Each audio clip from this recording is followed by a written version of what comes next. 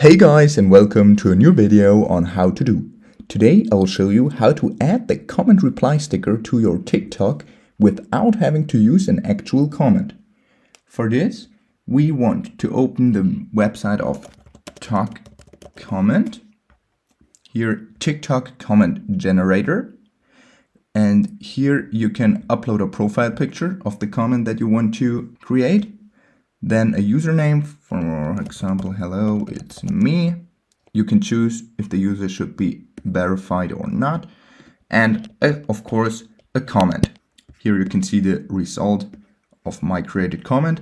Then you can just download the comment as PNG and then put it in your video. Okay, that was a little hack on how to add the comment reply sticker to your TikTok without having to use an actual comment.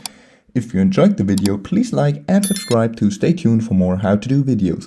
If you have a video suggestion, just let me know down in the comments. See you guys soon.